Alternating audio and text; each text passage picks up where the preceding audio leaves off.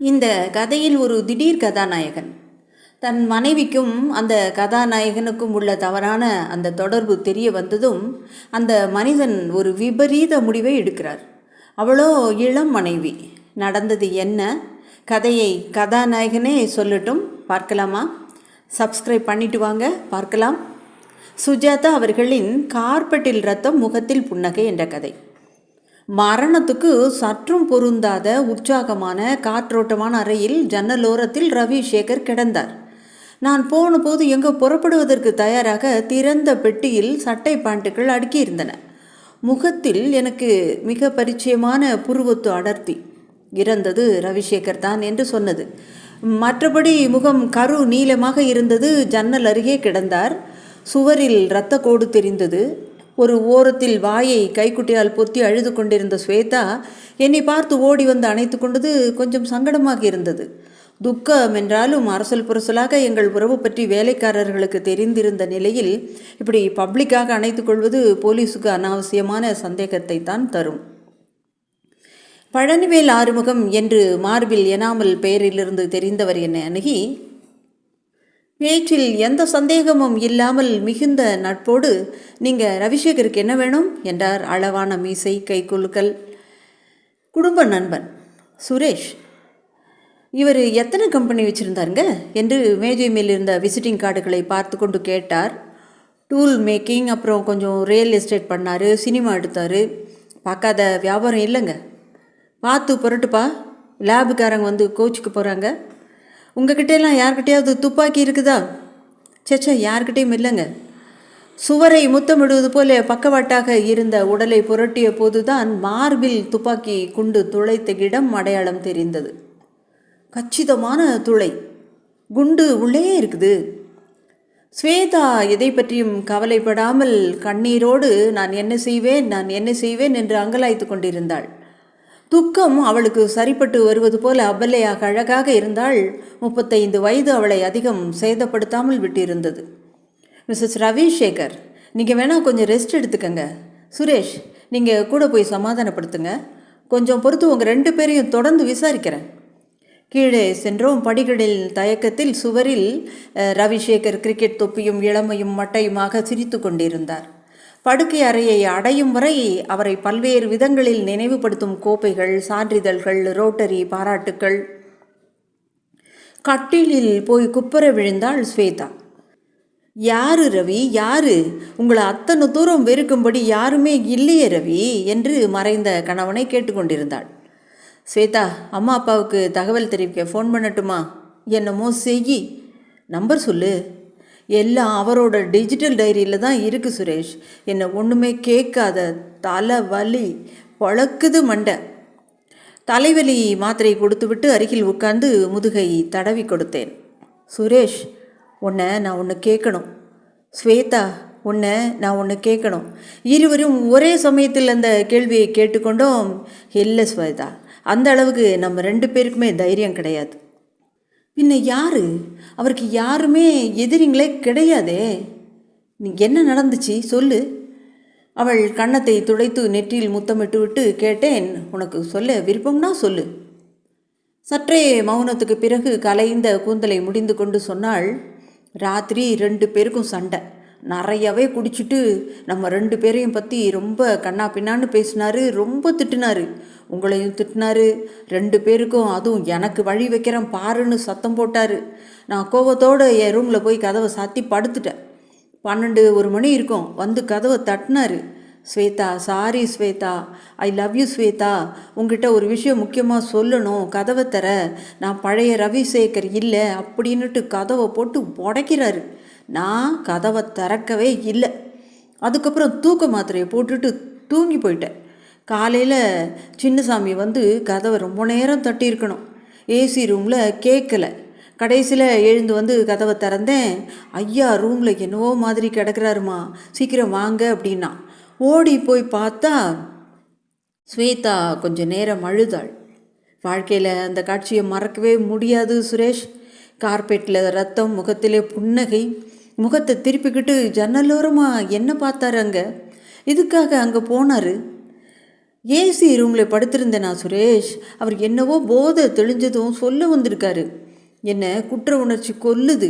இந்த மனுஷன் என்னை தான் கொடுமைப்படுத்தினாலும் சந்தேகப்பட்டாலும் ரூமில் வச்சு பூட்டினாலும் அடித்தாலும் உதைச்சாலும் கூட பதிலுக்கு வெறுக்கவே முடியல.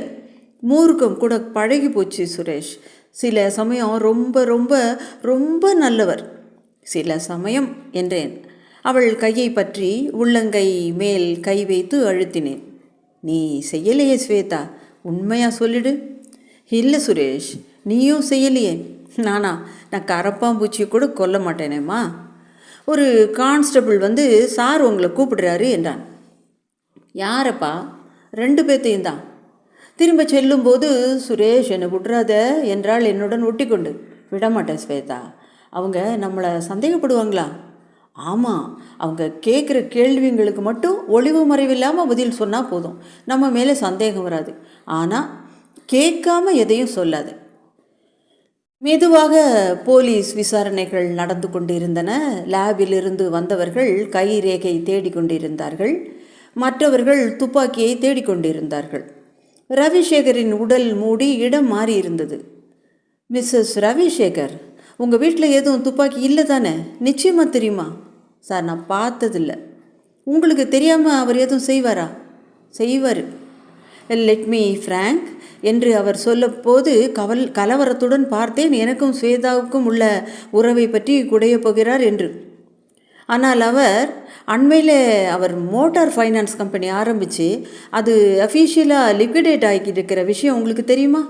தெரியாது சார் என்றாள் ஸ்வேதா. சுரேஷ், உங்களுக்கு? எனக்கும் தெரியாது சார்.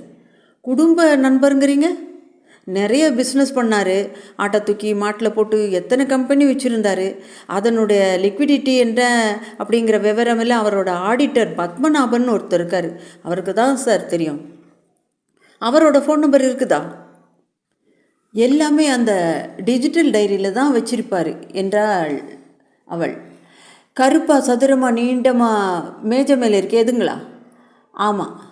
மிஸ்ஸஸ் ரவிசேகர், உங்கள் கணவர் ராத்திரி ரொம்ப சண்டை போட்டாராமே, வேலைக்காரன் சொன்னான். ஆமாங்க, தினம் ராத்திரி சண்டை போடுவார். தினம் குடிச்சிட்டு வர்றது வழக்கமாயிடுச்சு. அவர் எங்கேயாவது ஊருக்கு புறப்பட்டுட்டு இருந்தாரா? என்கிட்ட சொல்லலை. பெட்டியில் துணியெல்லாம் அடுக்கியிருக்கு. ஏர் டிக்கெட்டு பெங்களூருக்கு இருக்குது. கேஷாக ஏதாவது வச்சுருந்து மிஸ்ஸிங்கான்னு சொல்ல முடியுமா? ஏன்னா பெட்டியில் கேஷு கிரெடிட் கார்டு எதுவுமே கிடையாது. எனக்கு தெரியாதுங்க. என்னங்க நீங்கள் அவர் மனைவிங்கிறீங்க? மனைவி தாங்க. ஆனால் போன 6 மாதமாக அவர் என்னை மனைவியாகவே நடத்தலை, என்கிட்ட எதுவுமே கலந்துக்கலை. காரணம், அவருக்கு என் மேலே சந்தேகம் வந்துருச்சு. பழனிவேல் சற்று ஆச்சரியத்துடன் நின்றார். என்ன சந்தேகம்? எனக்கும் சுரேஷுக்கும் கள்ள நட்பு இருக்கிறதா? அது உண்மையா? இப்போது சட்டென்று என்னை நோக்கி கேட்டார். உண்மைதாங்க என்றேன். ஓ, அப்படி போகுதா கதை? வாசல் வழியாக ஒரு இன்ஸ்பெக்டர் அவசரமாக வந்து கிடச்சிருச்சுங்க என்றார். அந்த போலீஸ் அதிகாரி ஜாக்கிரதையாக துணியால் மூடிய பொருள் ஒன்றை கொண்டு வந்து தேவைக்கு அதிகமான பத்திரத்துடன் பழனிவேல் கையில் கொடுத்தார். மோகன், எங்கப்பா கிடச்சிச்சு இது? நான் அது என்ன என்று எட்டி பார்க்கும் ஆர்வத்தை கட்டுப்படுத்தி கொண்டு இயல்பாக ஏற்க முயன்றேன். கைக்குட்டை உங்களுதான் மோகன் என்றார் பழனிவேல். இல்லை சார், இது பக்கத்தில் தான் அதுவும் கிடந்துச்சு என்றார் அவர். எங்கே கிடச்சது? காமிங்க. இருவரும் ஜன்னல் அருகே சென்று எட்டி பார்த்தார்கள்.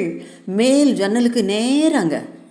பழனிவேல் வீட்டுக்கு வெளியே அவருடன் போவதும் ஜன்னலின் அருகில் காம்பவுண்டு சுவருக்குள் சுற்றுப்புறத்தை ஆராய்வதும் தெரிய நானும் ஸ்வேதாவும் மௌனமாக நின்றோம்.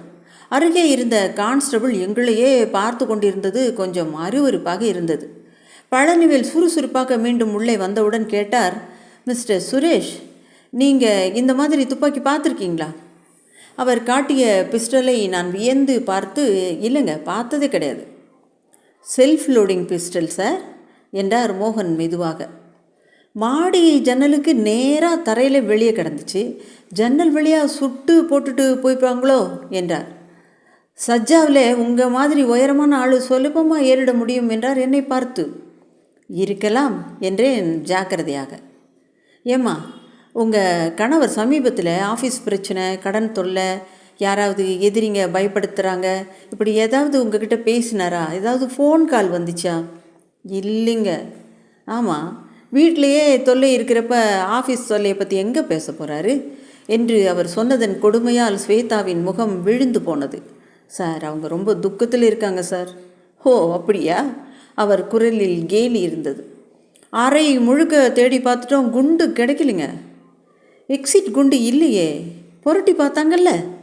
இல்லைங்க, குண்டு உள்ளவே இருக்குது. இந்த துப்பாக்கி தானான்னு கண்டுபிடிச்சிடலாம். சுட்டுட்டு போனவன் துப்பாக்கியை விட்டுட்டு போகிறத இப்போ தான் முதல் தடவையாக பார்க்குறேன் மோகன். இல்லை, சுட்டுட்டு ஓடுறப்ப தவறி கீழே விழுந்திருக்கலாம் இல்லையா? அம்மா போய் ரெஸ்ட் எடுத்துக்கங்கம்மா. உங்களை தான் காப்பாற்ற பார்த்துக்க இவர் இருக்கார்ல. நாளைக்கு காலையில் அல்லது சாயங்காலம் லேப் ரிப்போர்ட் வந்ததும் மேற்கொண்டு வந்து விசாரிக்கிறோம். இந்த ரூமை பூட்டி சீல் போட்டுட்டு போகிறோம்.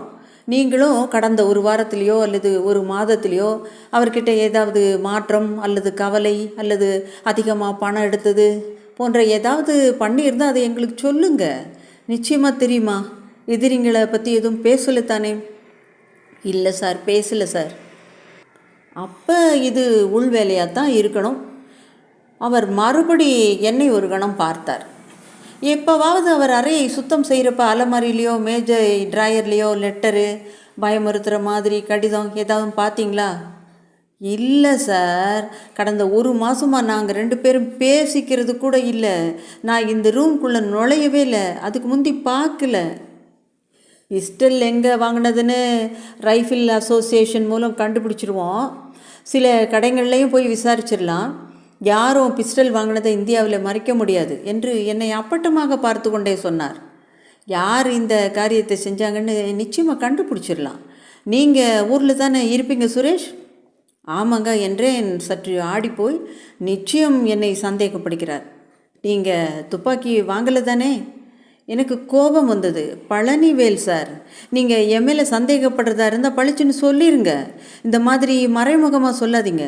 முதல்ல எனக்கு துப்பாக்கி எந்த பக்கம் பிடிக்கிறதுன்னு கூட தெரியாது. அவரை கொல்றதால எங்களுக்கு எந்த விதமான லாபமுமே கிடையாது. மேலும் நான் அப்படிப்பட்ட ஆளே கிடையாது. எங்கள் அம்மா அப்பா என்னை அப்படி வளர்க்கலை. உங்களுக்கு இந்த ஸ்வேதா அவர்கிட்ட பட்ட கஷ்டம் முழுக்க தெரியாது. அதுக்கு ஆறுதலாக எங்கிட்ட பியானோ கற்றுக்க வந்தாங்க. ஓ, அப்படியே காதல் ஆயிடுச்சாக்கும். புரியுது. உங்களுக்கு புரியாது. எதையுமே குற்றத்தின் பின்னணியில் பார்க்கிற உங்கள் போலீஸ் மனசுக்கு இதில் உள்ள மென்மையான சோக உணர்ச்சிகள் புரியவே புரியாது சார். இதெல்லாம் பார்த்துட்டோம் சுரேஷ், அதுதான் ப்ராப்ளம். தப்பாக நினச்சிக்காதீங்க. சந்தேகப்படுறது என் உத்தியோகம். அவர் தன் தொப்பியை தலையில் பொருத்தி கொண்டு சென்றார். அவர் போனதும் ஸ்வேதா என் மேல் விழுந்தாள். சுரேஷ், என்னை விட்டுறாத. இந்த வீட்டில் நான் தனியாக இருக்க முடியாது. கூட கூட்டிகிட்டு போயிரு. நிச்சயம் ஸ்வேதா என்று அவள் உச்சந்தலையில் முத்தமிடும்போது எதையோ விட்டு வைத்தவர் போல உள்ளே வந்து தன் தடியை எடுத்துக்கொண்டு எங்கள் இருவரையும் அந்த அணைப்பின் நிறுத்தத்தில் பார்த்து சாரி, கேரியான் என்று சொல்லிவிட்டு ஏளன புன்னகையுடன் சென்றார். இரவு முழுவதும் அவளுடன் இருந்தேன். டிவியில் அமெரிக்க பாஸ்கெட் பாலை வெறித்து பார்த்து கொண்டு ஸ்வேதா பேசி தீர்ப்பதை அர்த்தம் பண்ணிக்கொள்ள முடியாமல் விடியல் தெரியும் வரை அவளை பரிவுடன் அணைத்து கொண்டு அவ்வப்போது முத்தமிட்டு கொண்டதில் எந்தவித செக்ஸ் உணர்ச்சியும் இல்லாமல் அனுதாபம் மட்டுமே இருந்தது.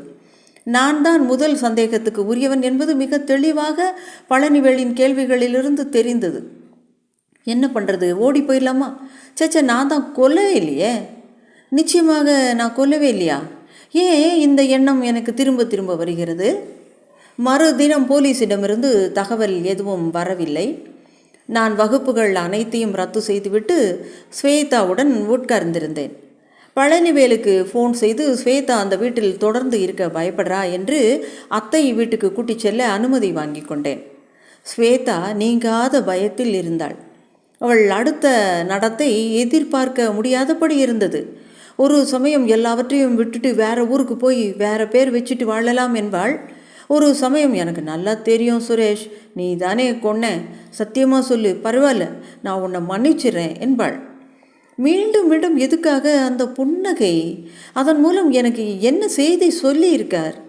சாக போகிறவர் எதுக்கு சிரிக்கணும்? சுரேஷ், அவருக்கு முதல்லிருந்தே நம்ம 2 பேரையும் பற்றி தெரிஞ்சிருக்கு. ஸ்வேதாவின் தாய் தந்தை இருவரும் மறுநாள் வந்தனர். எதுக்குமா பணத்தாசைப்பட்டு இத்தனை வயசு வித்தியாசத்தில் கல்யாணம் பண்ணி வச்ச என்று தாயின் மேல் பாய்ந்தாள். தந்தை ராமகிருஷ்ணன் வந்தவுடனே இறந்து போன ரவிசேகரின் எஸ்டேட் விஷயங்களை எல்லாம் பற்றி விசாரிக்க சென்று மாலை உற்சாக குறைவாக வந்தார். என்ன சார், எல்லாம் கடன், ப்ராப்பர்ட்டி மொத்தமும் அட்டாச் ஆகிடும் போல இருக்குது. மோட்டார் ஃபைனான்ஸ் கம்பெனி ஒன்று அஃபிஷியல் லிக்விடேட்டர்கிட்ட மாட்டிக்கிட்டு இருக்குது. மேலே தான் பெரிய பணக்காரன், உள்ளே எல்லாம் ஓட்ட, பெரிய ஜீரோ. நல்ல வேலை, இன்சூரன்ஸ் ஒன்று மட்டும் பெரிய அமௌண்ட்டுக்கு பண்ணியிருக்காரு. ஸ்வேதா பேரில் அது ஒண்டி தான் வரும். சுரேஷ் சார், நீங்கள் எங்கள் குடும்பத்தோட சம்மந்தமே இல்லாதவர். என் டாக்டருக்கு ரொம்ப பெரிய உதவி பண்ணியிருக்கீங்க. எப்படி நன்றி சொல்கிறதுனே தெரியல. எப்படியாவது ஸ்வேதாவை எங்கள் கூட வந்து இருக்கும்படி கன்வின்ஸ் பண்ணிடுங்க. அப்பா, நான் இங்கே தான்ப்பா இருக்க போகிறேன். ஸ்வேதா, இங்கே யாருமே இல்லை உனக்கு. நீ டெல்லிக்கு வந்து தான் ஆகணும். இங்கே தான்ப்பா எனக்கு எல்லாருமே இருக்காங்க என்றாள். யாருமா? எங்களை விட்டால் உனக்கு யார் இப்போ? சொல்கிறேன் என்றால் நான் விரைவாக குறுக்கிடுவதற்கு முன் ஃபோன் ஒலித்தது.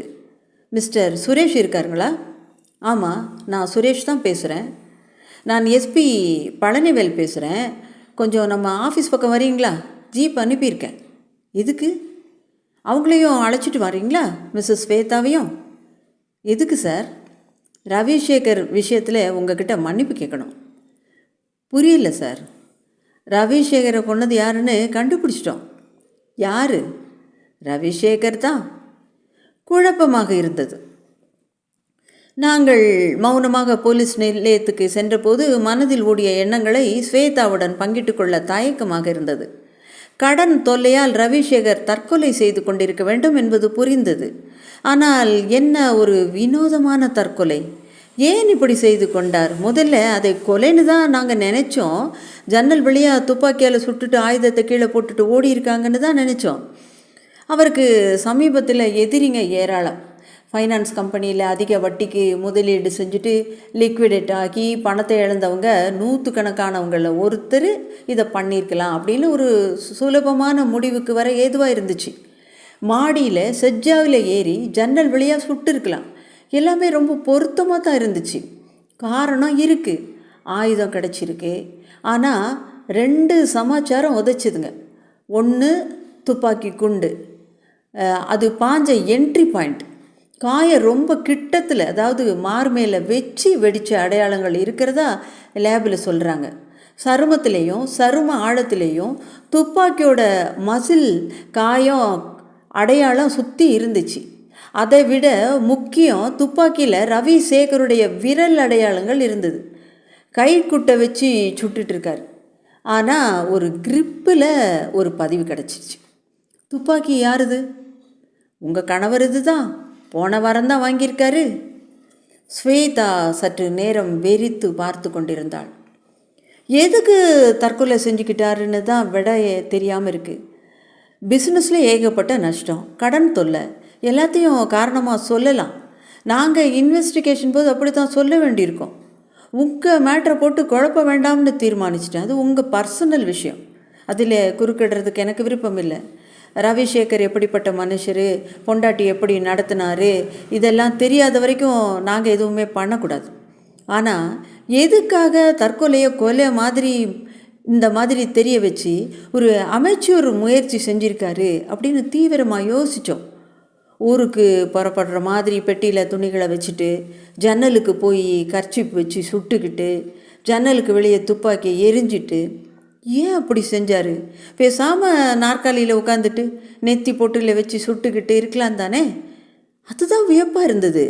யோசித்து பார்த்ததில்ல. அவருக்கு தற்கொலைனா ஒரு அவமானமாக இருந்திருக்கு. அதனால தான் கொலையாக காட்ட விரும்பியிருக்காருன்னு நினைக்கிறேன். அதான் காரணம். இல்லைங்க என்றாள் ஸ்வேதா மௌனமாக. அவள் கண்களில் நீர் இயல்பாக வடிந்து கொண்டிருந்ததை கவனித்தேன். பின்ன எதுனாலங்கிறீங்க? தற்கொலைனா இன்சூரன்ஸ் பணம் எனக்கு கிடைக்காதுங்க என்றாள். அந்த மனைவிக்கு அவருடைய அன்பு புரிந்துதான் இருந்திருக்கிறது. கதை நிறைந்தது. சப்ஸ்கிரைப் பண்ணுங்கள், லைக் பண்ணுங்கள். ராஜி ஸ்டோரீஸிலிருந்து உங்கள் நான். நன்றி.